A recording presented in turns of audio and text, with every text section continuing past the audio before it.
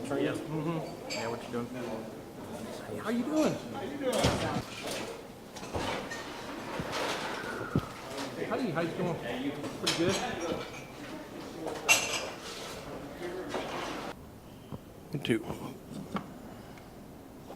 One, two. Okay. Well, first of all, your name? It's I'll tell you, Rasmus, it's Robert King, King. Robert, tell me a little about these classes that are being held today and for the past couple of days here, and what's going to wrap up as?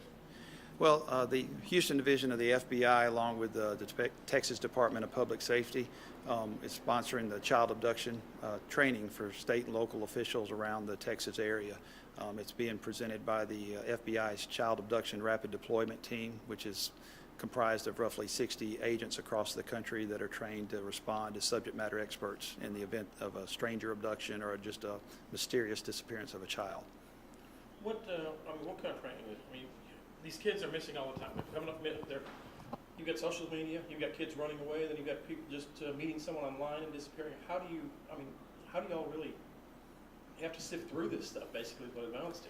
Well, the good part is that the subject matter experts that come, unfortunately, we've had to do a lot of these across the country. So what we try to do is bring our experiences, our positive outcomes and our mistakes, and bring them to the state and local departments. So in the event they have an abduction, or like you said, a runaway or a missing child, or someone that's lured off the internet, the stuff that we've gone through and our experience can help them quickly resolve this in a positive way.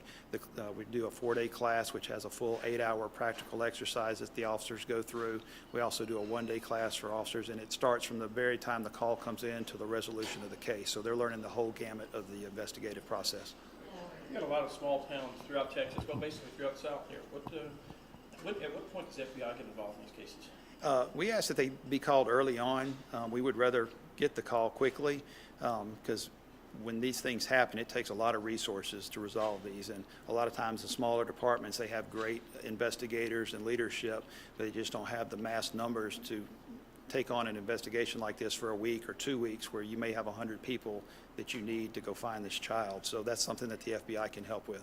How many children do they have? How many cases do y'all average a year right now?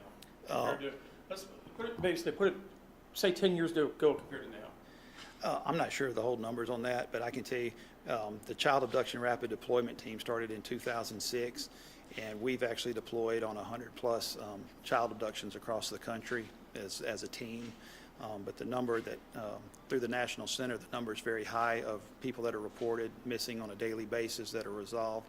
But to be honest, the true stranger abduction is a very small percent of this. There's all kind of other factors that go in. We've got a lot of sex offenders out now. People are starting to register. A lot of people are starting to panic. Hey, they're in the same subdivision as me. He did it. She did it. How do you weed those out? It's through the vetting process. Unfortunately, we do look at the sex offenders if this happens in the area, but, a lot of times it ends up not being a sex offender. So once we start, we treat everybody the same. They get the same amount of attention as anybody else. Yeah, social media helped at all in locating these children, compared to what it was years ago? I think social media has its pluses and minuses. It does help because we can spread the word quickly through Twitter, Facebook, and any other online type of account. So being able to put out descriptions of vehicles or the child's missing picture to get it to the masses quicker, that's actually helped. Now, what's going to actually happen tomorrow? Tomorrow there'll be a full-day practical exercise where a child goes missing early on, and the investigators that have been in our 4-day class have to actually put all the skills to work all the way through the completion of the exercise, which may take 8 to 10 hours. This is going to be live stuff. It's live. There's roadblocks, command posts, there's role players. It's going to be as real as possible.